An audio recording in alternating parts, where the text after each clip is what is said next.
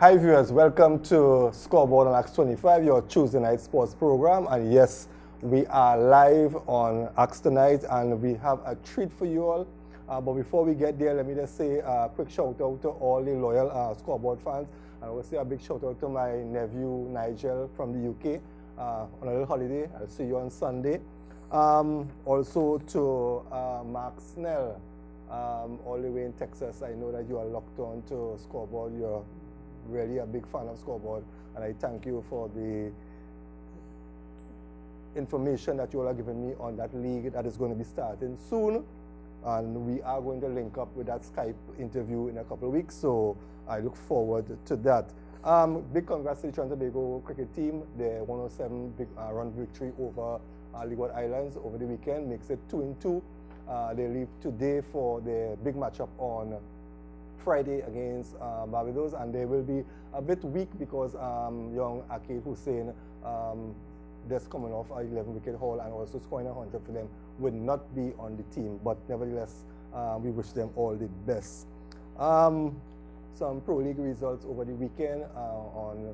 Where we saw Central FC really, putting it into the hearts of the supporters for W Connection with 3 goals in the first 10 minutes of that game, coming away 3-0 winners actually, and coming up into second spot on the standings. And Point, well, they lose some track there on Sunday after going down 1-0 to the Defence Force.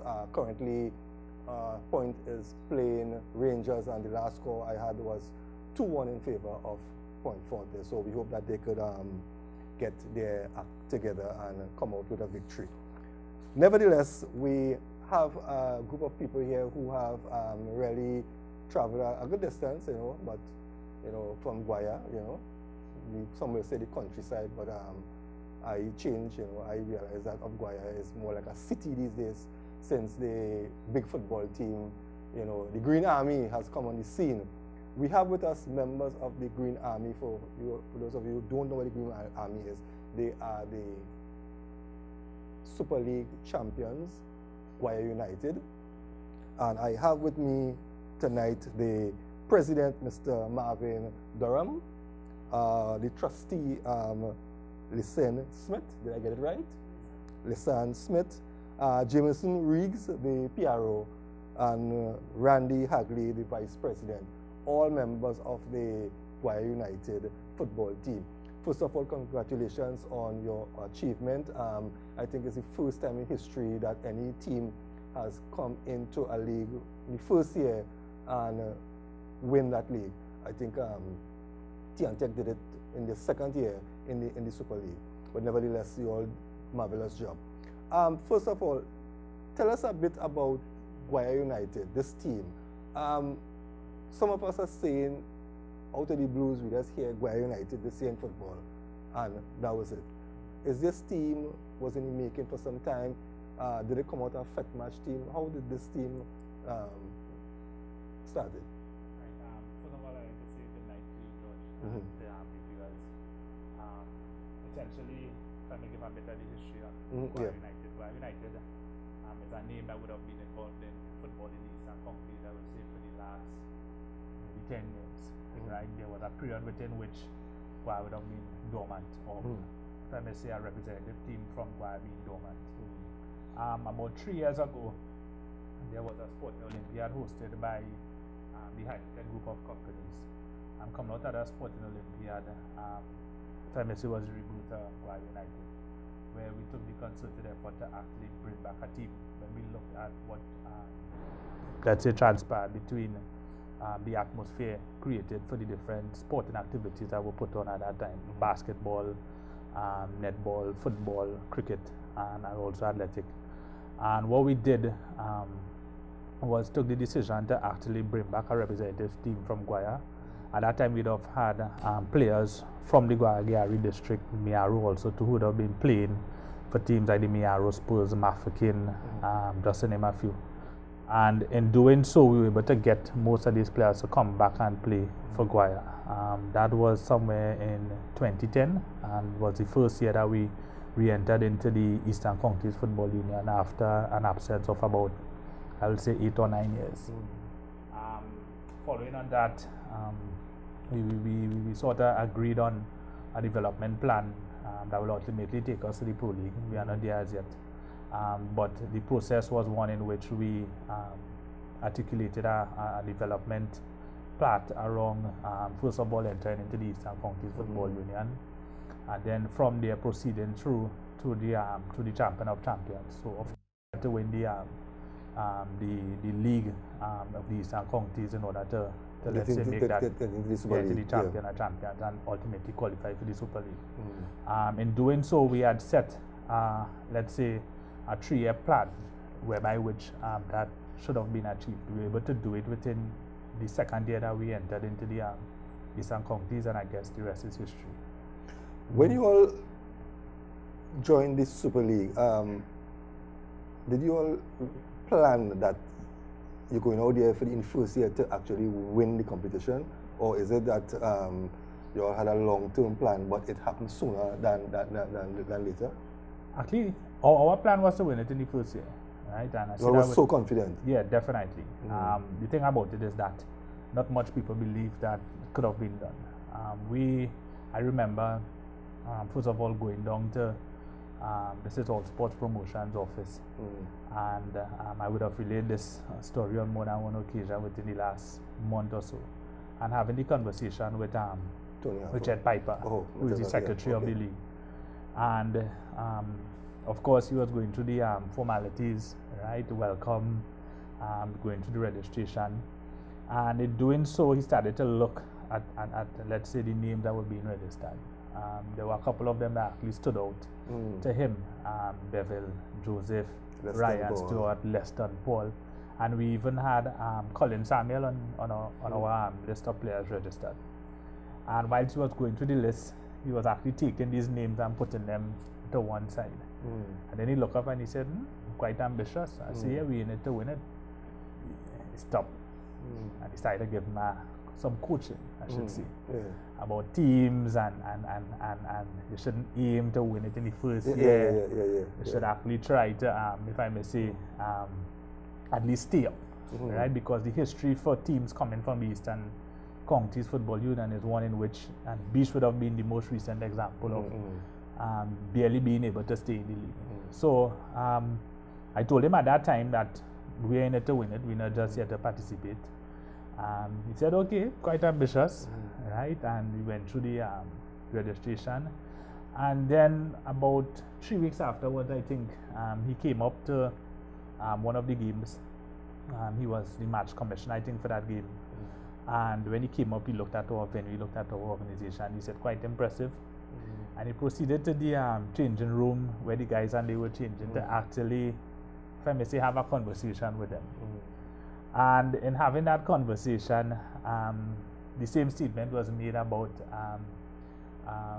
Guaya and its ambitions and the players, and they repeated the same statement I would have made before, that we ain't come here to just participate, like we come in to win this, right? And from then, if I may say till the end, that focus was quite obvious. Even when we were, let's say, running neck and neck with Club Sando, right? I remember us having our conversation in Tobago, and in that conversation, we were actually talking about, but actually I was mentioning to them that, hey guys, I do expect Club Sando to lose, right? And this was the general feeling from even some of the senior players around the team, that where we are neck and neck in this tie, Club Sando is not going to lose any game. Just the same way Guaya should not lose any game, right? And we had 12 points essentially to go at that point.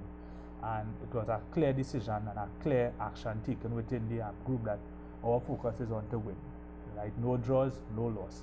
Playing at home, playing away, coming back with 3 points. We go into the game with 3 points, we come out with 3 points. And as I said, the rest is history. I'll come back to you. Let me talk to Ms. Smith, the trustee. Tell me about your role and how you got involved with the Guaya FC. Well, actually, one of the players, that was Aaron Francois, he is a member of the church that I attend, and he got injured in one of the games, and the club would have tried to help him in terms of medical funding and what have you, and they decided to keep a barbecue in aimed to raising funds for him to seek his medical attention, and I would have gotten on board in the barbecue through that, organizing and what have you, and making sure everything runs smoothly. And they extended the invitation to me to come and listen into one of their meetings, and that was like 2 years ago. And at that time, when I heard the vision and the plan for the club and where they wanted to go. It wasn't visible to the eyes, but the passion that I heard and what they had structured up, I said, this is something I totally want to be a part of. Yeah. I am not really per se a football fan, but I have been drafted into it, and I'm growing to love it more and more as time goes along. And I really took the opportunity to be a part. That was 2 years ago, as I had said before, and really and truly, we are more there's about 3 or 4 of us ladies, and we are more organized and more like the fine tuning, ladies always have to put in their touch and what have you. Yeah, no rubber thing. So we will do that part of it, keep things together and put in wherever the men will ego may come in, we will step in and keep it calm. All right, okay, And that is basically it. But really and truly, what I have really love about it is the community, and it goes way beyond football for me. It's seeing the community come together the way it has come together over the period of time that the Super League season have been taking place, and the community, it is amazing to see the supporters, and I think that even the players draw energy from the supporters, because when you see the entourage, the army, and you know what? Yeah, because it was said over and over that no team, not even in the Pro League, have that kind of support that Guaya has. Because I remember the first time I saw you all was around the local election, and I say, well, look, it's a ILP meeting with Jack Warner, because when we go in the stadium, it was only green, right? And since after the days with the strike squad, we have not seen that sort of support, and it's not like it's a one-off thing, because I came to many of the games, and it was a consistent. You understand? So what I want to find out, anyone of you can answer this question: how did you all manage to get the community to embrace the team? I feel the PRO should answer that question. Pleasant good night to all the viewers. It's a pleasure to be here. Now, the name Guaya United started going around from since our participation in the ECFU, and what we would have been doing in the ECFU in terms of the objective to come out of the ECFU and enter into the Super League. So from there we started, doing a little PR, advertising and so on. And then we had what we would call the core supporters who would follow the team anyway, and they would rally other members of the community to follow the team. And the team continued winning, because it's a team who is determined and destined to go places. So any community would like a winning team, right? So we started with we had followers whereby any game where regardless of where the game is being played, they would come, they would mobilize, and they would come down to the game. But then when we started to get more in depth into the Super League, the supporters from the ECFU carried over into the Super League, and then we would do our advertising on the side in terms of who we will be playing and so on. So you find that usual thing, a Facebook page and so on, and you nice it up, bring an artist, the community likes that kind of thing. And then the players who we have on the team also is a very big factor in terms of the following, because it would be young men who grew up in the communities who the supporters are accustomed being around. So these are the youths that they want to see play the football. These are the youths who they would have known have the talent, and it's a joy to look at. So it wasn't any issue in terms of mobilizing the support and it growing from strength to strength going along the way, because we sort of based the team around the players being from the area, all right? So that our catchment area would have been from Sangre Grande, come back up to Guaya, Rio Claro, the southeastern area. And you find that this is what the community gravitated towards, because they understood what we were trying to do and who we were using to be, you know, the catalyst to go forward in terms of playing the football and what we are trying to achieve as a community. So they bought into it.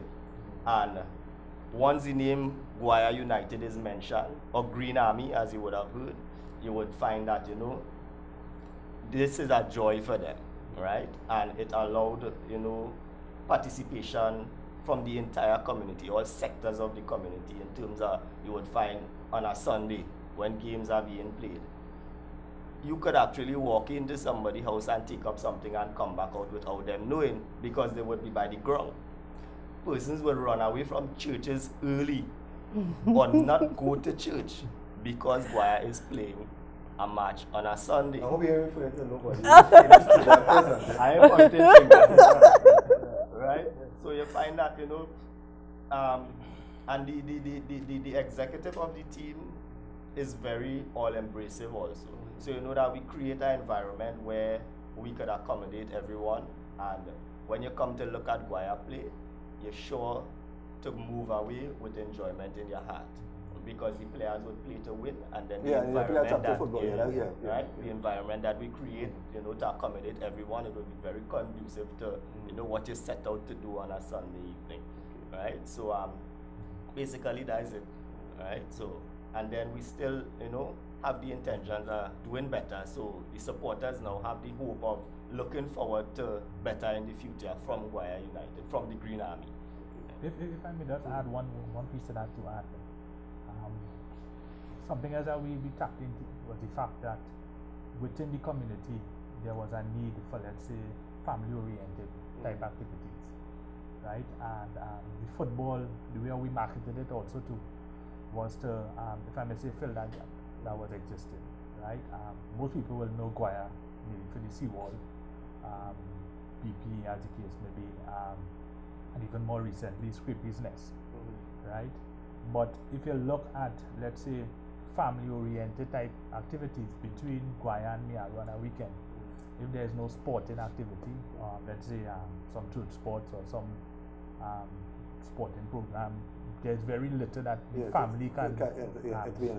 So what we did was tap into that, right? We marketed it and sort of pushed the idea also towards something that the family can benefit from. And we also looked at it also too as a means of, let's say, creating, let's say, economic, let's say, activities within the area. So these were sort of the areas that we focused on. And as Jameson mentioned, we really push, let's say, that marketing and all the opportunities and avenues that we had available to us, right, to make contacts with the people through the loudspeakers, through social media, texting as the case may be, and at some instances even hyping certain games, right? And those that we think needed an additional push, actually bringing in entertainment and so forth. Look at customers are happy, the Vice President. Guaya United came on the scene, defeated 3 of the top Pro League teams. Point Forte, for example, was one. It was Caledonia too. Northeast Stars. Currently, Northeast Stars is 3rd in the standings in the Pro League, right? Tell me about that, because I mean that's no easy thing to do. To just a Super League team just come and beat not 1 but 2 but 3, and still move on, you know, in the Toyota Classic. I mean, tell me your take on that. Well, the night of the viewers on the panel, well, my take on that is we had the potential, and potential always there from the inception. As Marvin rightfully said, when we started, I came on board Guaya United in 2010, Marvin. 2011, we was in Valencia playing a game, and my involvement started, we didn't have water to give the team after halftime. So what is the dream? Well, that day, I you know they say country people. They say blue food. They want to drink after that. It was halftime, and I told the guys, I said, alright, I'll buy the water. And Maximum come and say, well, can you get paid? So I said, no. So I came on board from that time. Quite realized the potential in youths in the area. You want the man of the team. So we started there. So after the first year, we realized we need to have a more technical, sound person to manage the coaching. So we engaged Mr. LaForest. And things was going pretty well. So we started seeing the potential of the players. But a group of young players. So LaForest was there before you all went into the Super League? Yeah, he came just before we started the champion. Okay. Yeah. So we see the potential was a positive one. Because we was kind of bonding in the community. The churches, everybody was kind of coming together. So you get that kind of cohesive bond. So I still Marvin like every day. I say Marvin because people just say we just waste every time being youths. I told Marvin several times, we'll create a tsunami in this community. I say, let people see what I do, but we'll create a tsunami. And so said so happen. Because when I saw the guys them play against Point Fortin in the champion, it had a problem with that game. I told Marvin, I say, nobody will be in Super League. And knowing the difference and passion for the game and the crowd support, I know anybody could have get it from Guaya again. Yeah. So that threshold was kind of on Guaya's side all the time. So I just tell people that say, by the winner, he lost against WP Connection in 1-0. I wanted to find out about that. I consider that as a win. Yeah. Reason why. WP Connection is the heavy side or the top side in the country. And to come out of that 1-0 in your home ground is a positive. So I take it for that people was kind of annoyed at my comments, but on a manager point of view or a businessman investment, I think was we want to end up like a Keyshawn Walcott. Hit a first shot, and then after this, I said a second, and I said last, or whatever. So I take it as a positive. Yeah. All right, we need to take a break. When we come back, we want to talk, get in depth about the season. You know how it was in the season. Things like that, and everybody want to find out. Or you're going back to Super League, or you're going back to Pro League. That's a big question. Some of them, that's a big question. And I think some of the Pro League team kind of like hoping that only stay in the Super League. Because we're taking a short break, we'll be right back. Remember, we're talking to members of the Guaya United football team, the Super League champions of 2014. We'll be right back after the short break.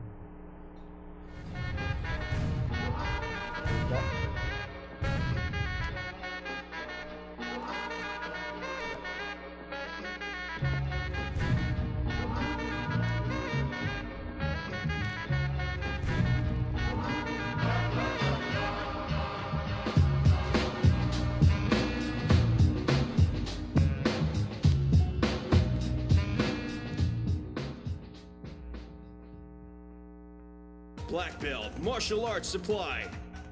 We carry uniforms from Pro Force, Gladiator Karate, Judo, Jiu-Jitsu, Aikido, and many more. We also carry books and DVDs for all types of martial arts, training equipment, swords, bow staffs, size, commas, and much, much more. We have affordable prices on all color belts, products for men, women, and children. For more information, call Nadia at 1-868-623-2368 or 623-7203.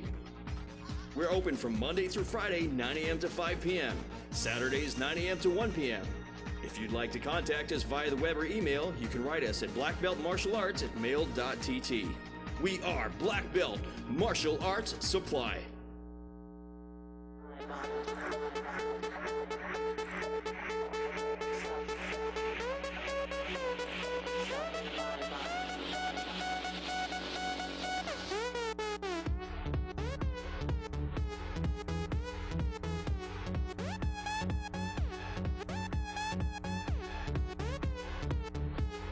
That we call it studying me, we're studying the director.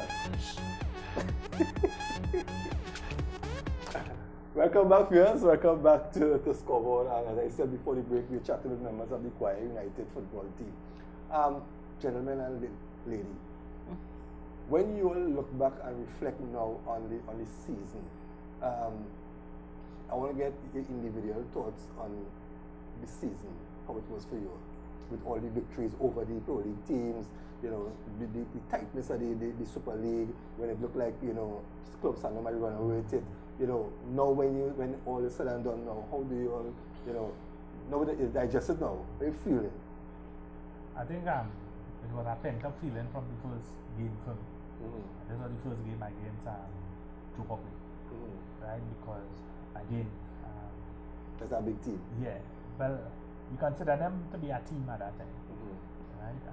But the thing about it is that we know that it would have been a long road, right? And that road would have taken us through 26 games, right? In the Super League, and also too, we had set out to actually be in the Toyota Classic also. And to be in the Toyota Classic, you had to come, let's say, be placed within the first 6 or 7 teams at that time.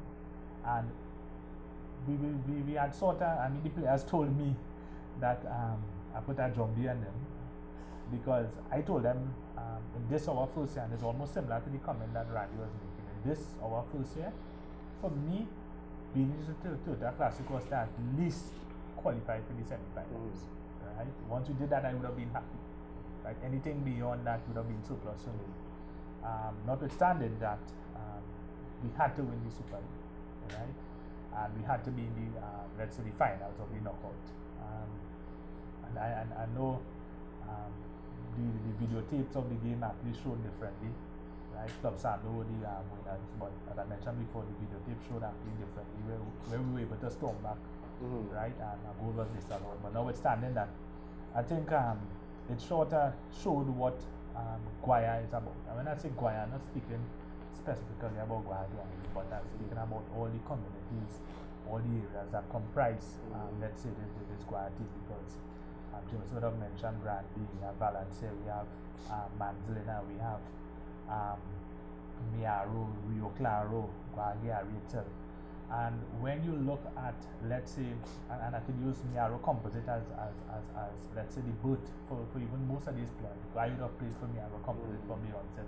And then a lot of the players are actually playing on this team, right? Some of them even as far as from Valencia would have played for Miaro Composite.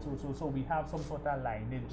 If I may interject here, in the Colleges League last year, when Miaro came in, I was saying, it's a kind of sad feeling that they brought in this premier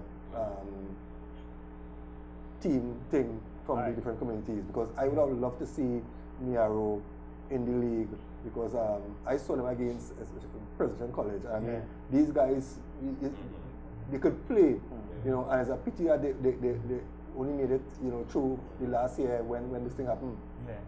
So the thing about it, and I say it sort of, if I'm saying, embodied what the community is about, right? The Eastern Counties, for anyone who is following Trinidad and Tobago football, will ask, is there a zone in the Eastern Counties? Because the Eastern Counties hasn't been, let's say, dominant in Trinidad and Tobago football. And for us, let's say, coming from these communities, we would have represented the Eastern Counties in, let's say, everything that we do, right? To show that you don't have to be, let's say, playing with Joe Public or playing with Double Connection, right, to be recognized as a talent. And the thing about it is that we would have looked at the fact that there would have been a lot of players. Linford Jones lives walking distance, actually grew up and lives walking distance from our home ground. And not much people will know that. So the thing about it is that from the first game, right, it was clear in our minds that our intent was to win. Right, and for me it would have been, if I may say, holding with bated breath, right, till the last game, when yes, we can say okay with it. Okay, what about you? How was your you digest the season? For me is where we are now is more or less the beginning, because we will have accomplished in doing all we wanted to set up in terms of bringing the community together, getting into the Super League and whatever. But now that we have established a name, if I should say so, in terms of, there are people that never knew about Guaya until now, really knew about Guaya. Now that I was saying in the beginning, a lot of people feel Guaya is a country. Yes, yes. Really have no sort of sport. That's right. So now that they know there is a place called Guaya, now is to maintain the image that we have now structured up for ourselves. And I guess here's where the challenge begins. now that the Super League is over, now is where that was just the introduction to Guaya. To the Pro League. To the Pro League.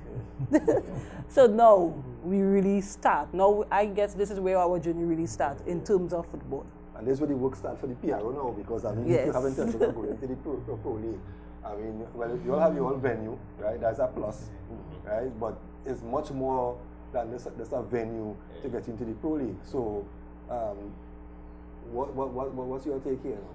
Well, apart from being the PO, the PRO of the on the Guaya United executive, I also held the portfolio as being the manager of the team.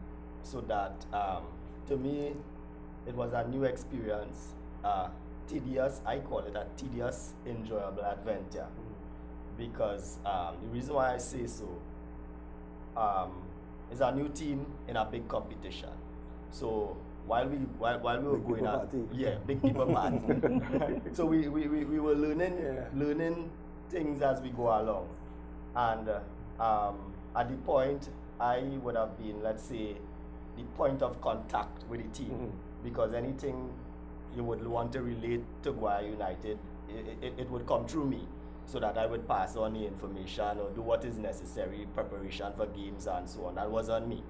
And you know, we learned a lot of things along the way, and we experienced a lot, and we sort of came from one level to another level. So we are grown-ups now in the footballing arena, and the intention is to take what we learn and carry it forward, because our main ambition is to reach the CONCACAF championships, right? And I'm saying that loud on TV here. And Guaya, what I've learned is that Guaya United is a team that is, you know, we are directed to success, because we said we were going to win the ECFU that year. We did win it. We also said that we were going to come out on top in the Champions of Champions. We did that. And also the Super League, right? So the evidence is there to show that, you know, Guaya is a team moving forward. And besides winning the league, you all play second in the knockout. And we play second in the knockout, right? Which is, you know, quite a feat for a young team in, you know, big people arena, big people party. So the experience for not only for myself, but, you know, being closer to the guys than, you know, the rest of the executive and the community would be, I could share light in terms of, you know, how they feel as, I should say, young professionals in the sport, right? They're always willing and able to go the distance in terms of the resources that we would have and what we would not have. So, you know, it was all, you know, there was no I. It was all teamwork, team effort. And we were able to come through and to come through on top. And the intention is to go further. And, you know, we always ensure that, you know, everything that we experience, we use it to take it forward with us. And basically, that's how I felt about, you know, the last year or so in the big people party. I hope you're paying copyright for that. Mr. Hagley, your whole feeling on the... Well, my whole feeling about the thing, this whole scenario is like, we did it. And we set the targets, and we stick to the targets. And that's the core. So if you set a target and you move away, we have diversion, you always have problems. But we set the target and we keep on course. We see to get X, we get X. It may take a little while due to financial constraint, but eventually it was there. And the players understood, as Jameson said, the challenges we had. And this is an open forum. We ain't gonna have no secret party. So if you have an issue, we deal with the issue. And so once you operate like that, any organization is the way forward. Yeah. Now the big question is, are you all going into the Pro League? Because I mean, having achieved all the success in the Super League, I mean, one would want to think that, okay, the Super League doesn't have anything again for it to achieve, right? Except when they're going back in to win the knockout, because you don't win the league already. Yeah. Right? So, do you all have, or are you entertaining the thought of getting into the Pro League? Well, right now I don't want to get anybody in the Pro League for too scared. Too jumpy, so you want to. Right? Well, About the fact that Guaya is coming. But you don't want to announce it. I can give you the pen and you can write it here, and I alone can read it. Yeah. Right? But I'll answer that question looking at what we consider as, let's say, the sustainability of our program. Right? So definitely we'll be going back in the Super League. We also will also continue with the Eastern Counties team. Okay. And we'll be looking at that as a progression path, right? Jameson mentioned before that our ambition is to play in the Caribbean Club Championship. And we all know that the only way that is possible is for you to play in the Trinidad and Tobago Pro League and win the Pro League, right? And I'm not talking second because we always aim to come out on top, right? In doing that, then of course you'll qualify for the Caribbean Club Championship and then for the CONCACAF Champions League. So, in saying that, without letting the cat out of the bag, our plan is to play in the CONCACAF Club Championship. Right. How are you all preparing for the new season? Because I know that you all, it's minus one of your top players in Western Paul who have gone on to Central FC. Are you all going to be recruiting new players? Are you all satisfied with the players you have? I'm sure you all start planning already for the new season. Well, the planning has actually, if I may say, started as far as discussions are concerned, right? But I can say definitely our base is our base, right? Leston is a player, and I can tell you Leston eats, breathes Guaya United, right? He made Guaya United. Right now he's with Central FC, right? And the expectation is that at the end of the season, we'll be having conversations with Leicester, right? Consistent with, let's say, the decisions that we would have taken at that time. We have also had, and I mentioned before, Colin Samuel, who, as a player, would have, let's say, been in our training squad for the Super League. At that time, he was back in the country. But then there was a delay in starting the Super League, and Colin by that time had to return to his club in Scotland. But the thing about it is that we have plans to actually, let's say, go back into our base, right, and see if there's any talent, right, that we have not noted as yet. There are a couple that we know are there, right, and they have expressed the interest that we come on board. The thing about it is that whilst we would have unearthed some gems, right, we still think that there are a couple more that we can actually get, because as we all know, Guaya and Miaro and the southeastern counties actually feed Trinidad and Tobago. We have oil, right? We rich in minerals, right? So, in saying that, I think so, it's a fair statement to also say that we're also rich in football talent. And we intended to go back into that base and see what other, let's say, gems we can unearth. And then we'll make that decision as far as players coming into the roster when we go into 2014-2015 season.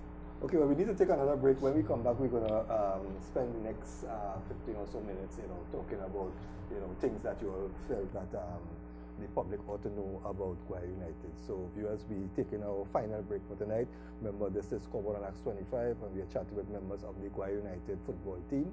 We'll be right back after this short break.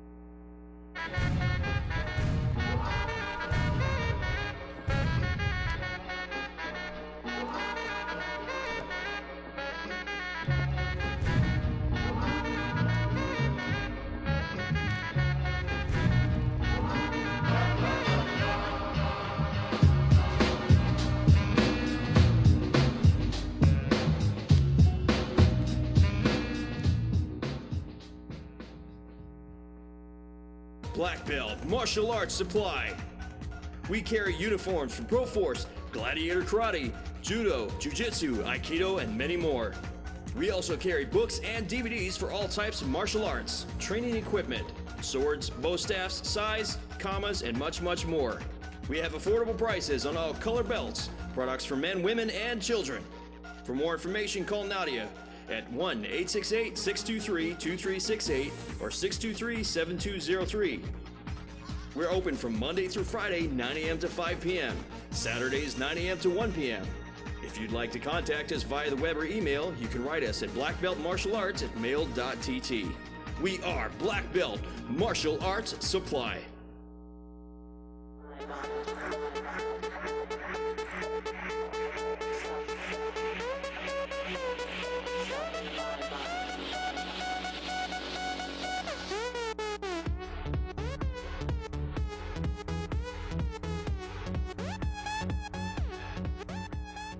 Welcome back, viewers. Welcome back to Scoreboard Acts 25, and we have another member of the Guaya United committee, Riasha. This is correct? Riasha Straker. She's the assistant secretary of the club, and I will come to you now. Being the assistant secretary, your role is to more or less is to assist the management doing things. But tell me a bit about your relationship with the club, how you got involved. Well, good night to the viewers on the panel. I got involved when I was pregnant. Actually, one of the members would have seen me do my job in another group, and he would have asked me to come join this group. And went to a couple of the ECFU games while pregnant, and Mr. Durham would have met me, and please come, we need your assistance, you know.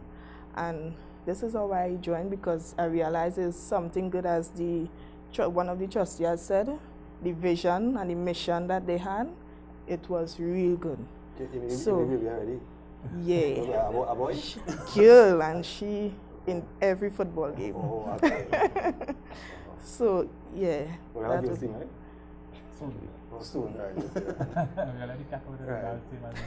But we have one member, right? There were 10 more. Yeah. So since then you have been with yeah. So how does it make you feel, you know, a team, you know, coming from the community where people call the country community, coming to town, beating all these big teams, and, you know, doing such damage in football? Because I mean, you all were already talking point in football for the last season. Have made me feel proud, because I will say that too, as they have already stated, even the community coming together, whereas I have, let me say, about 4 nieces and 5 nephews, and when it's a game, they sometimes I don't even know when it's a game, and I'm the executive, and they will come, auntie, you know it's a game today, it's a game tomorrow, and I'll be like, for real? Yes, and everybody in the green, and we get down there, and they on the sideline waving the flag and enjoying themselves. So I think it has been a wonderful season, and it was really good for this Guaya United team. No, I'm sure that you all here present tonight is not the only people involved with this football team. Who are some of the people that, you know, work behind the scenes that we don't see, right? But playing a major role in the upliftment of this team. I want to jump out in front and say Lynette Hagley, Dylan Ray, Marlon Cabrera, Tick Tick, Don Campbell, Kesta Alexis, Daryl Ferrier. These are people who, I mean to say, even Bonnie, right? And hats off to Bonnie Lynch. Bonnie Lynch actually support us with the music, right? For every game. I mean to say, we're in Tobago and we have a music truck, right? And again, these are people who give up their time and their effort more than anything else, right? This is the point that people could hardly differentiate between executive and non-executive based on the commitment that they make on a daily basis. I don't think there's anybody who I may have missed. I know we mentioned Kester, but it's, if I may say, a totally community effort, right? I could pick up my phone and call on Dexter, call on a couple other people and ask them to do things related to the club, and I Dexter Cooper. And the thing about it is that they may not be on the executive, right? But they still support the efforts of the club, right? And the thing about it is they're all doing it without any sort of remuneration. But I mean, no fun intended. I mean, I went to some of the games, and when I saw the support base and when I watch over the stadium and some of the vehicles I see when they don't make them vehicles again. Because I mean, it's like anything possible with 4 wheels that people could use to come out of Guaya. Because I mean, I saw some vans that I know they don't make parts of them again. How it's working, you understand? But nevertheless, how funding in any organization is be a major issue, right? Funding for this team, how do the corporate business in Guaya, you know, how is this team funded? Because when I looked at the amount of supporters, everybody in green jersey, you understand? Everybody fully, you know, matching with the team that's out there. I mean, like a cost factor must come in there, right? How is this? Well, that cost factor, most of the cost was made by a company called Zoe Services, where I represent. Okay. The color green is really Zoe color. Only get that color before Japona? Yeah. Right. The color green is really Zoe. Should I copyright that color? No, Jack color is not Kelly green. That's Kelly green. Oh, it's a different green? Yeah. Okay, right. And so Zoe Services, which I represent, is one of the core sponsor. Okay. BP, we have Inter-Emergency. Oh, the team, okay. Yeah, right. So there's a few people that's coming on, but one of the main bills is handled by Zoe and BP. Is there anything that before we wrap up there you all want to share with the people at Trinidad and Tobago about Guaya, about the team, about the future plans for the team? You know, we talk so much about, you know, CONCACAF, you know, champions, you know, but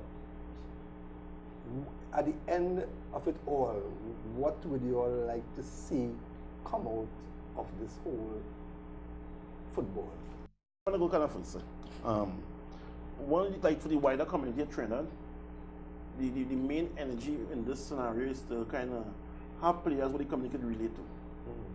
So, because if, like, say like W Connection, they have a set of players from outside, we ain't bashing no team wherever. And also, so if you have people who the community can relate to, like what we have with boundaries from Valencia, come back to Beach, back to Rio, back to Moruga, back to Guaya, so the whole eastern district, the northern and southern district, we kind of covered. So once you get peg along the line, people can relate to any player. Yeah, and I feel that's the energy we need to have, because we have doing like this is a kind of buffer for the crime, because we cannot merge Miaro and Guaya. People in Miaro and Guaya could not go Miaro and Guaya, young youths, it's war. And now it's like a party.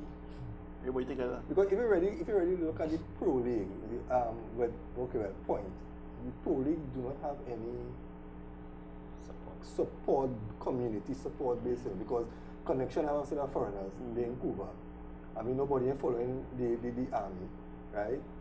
The police, people running from them, got bandits running from them. You understand? Central, you ain't really seen that kind of support yet with Central. Point, they had a big support when they had just started. And they lost a couple of games, the support dwindling. So no Pro League team cannot be compared to a community team, right? And that is where Guaya showed up, the federation, the Pro League, and all football, right? That football needs to go back into the communities where the community can identify with each player on the team. I think one of the plus for us, and this ties to one of the statements that we have been making, is that, and for me it was a surprise that national and people who have been involved in Trinidad and Tobago football at the highest level did not see the need to actually, let's say, put football back into the communities. Northeast Stars, right, would have been the team that I will say actually carried that flagship of, let's say, community-oriented team for a period of time. Well, you know, when they come out, they don't want no support. Yeah. Well, the thing with that is that when they moved their base from San Grande, right, that support started to dwindle, right? The thing about it is that one of the statements that we made is that, and we actually boasted about that, that we will bring, let's say, a Pro League team to play in Guaya. The first time we did that was it was a practice game, right, an opener for the Eastern Counties, and we had Jablote taking the invitation to come and play Guaya United. And then we looked at, let's say, the atmosphere that was created by the fact that Jablote could actually come into play in Guaya. Sort of, let's say, give us the idea or the confirmation that yes, hey, we're on the right path. And even when we went into the Super League, right, we started to make the statements that we will be bringing, let's say, professional football into the community, right? And as history will show, right, the Pro League, they came, they looked at the community because first of all, they were, let's say, in awe at the support that Guaya had, right? And the fact that this could actually take place, let's say a Pro League team match of that nature taking place in the community was one that they doubted. They came, they looked at our facilities, we actually applauded, right, for the fact that we had almost everything that would have been required, right, let's say to meet that standard as set for the Pro League.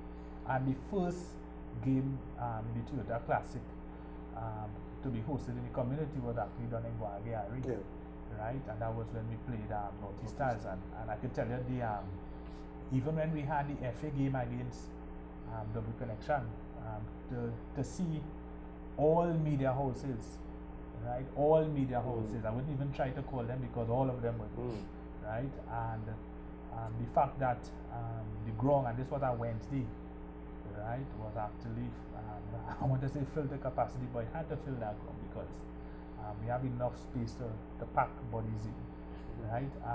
To actually see that kind of support, right, and for all the media houses to actually travel up to Guaya on Wednesday to view our community game, I will say. Yeah, it tells you a lot about the team. Yeah. It says a lot about community football and the need for football to actually move back into the community. Mr. Hagley, let me start with you. Closing comments. What do you hope that the new season will bring for the team, and what would you like people to look out for the new season?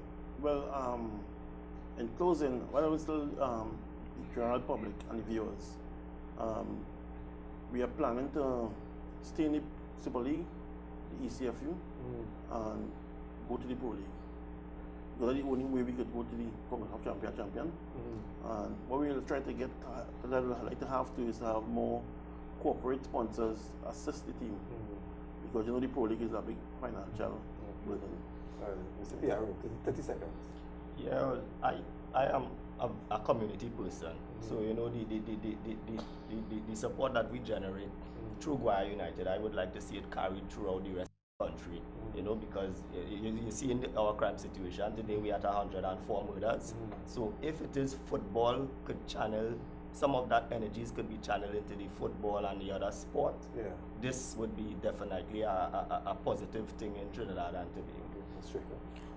I would just like to say that I would like to see the team keep as one, everybody keep united, and that with God we move forward. I would say all in all, the communities coming together for me was one of the major achievements. Right? I even use examples of seeing a grandmother, and this was a Sunday for a game, actually coming with granddaughter here and having a boxer sugar cake, and by the end of the game all was sold out. And for me, these are some of the tangible, when you see percent sugar cake. That is when you know in the country. For me, these are the tangible benefits, and hopefully, not hopefully, but the expectation is that we play in the CONCACAF Club Championship, and as a team and a club that we continue growing from strength to strength. Well, let me thank you all very much. Let me take this opportunity to wish you all a safe journey back up to the city of Guaya, not the country anymore, the city where all the good football is being played. And I want to wish you all the best in the new season, and we look forward to seeing great football from Guaya United. Thank you. Well, viewers, we have come to the end of a very interesting program. We had members of the Guaya United football team on our program. We know that it's history now, what they have done in the last season, and we're looking for greater things from them in the new season. Remember, there is a repeat of this program tomorrow at 12 noon following this program, we have our legends in sports, and tonight we have former Olympian, that's Wendell Motley, followed by our football 101. And we end off the night with the big match of the week, Central FC versus W Connection. Remember, we have our sports marathon on Saturdays from 1 to 5. Keep locked on to Axe 25.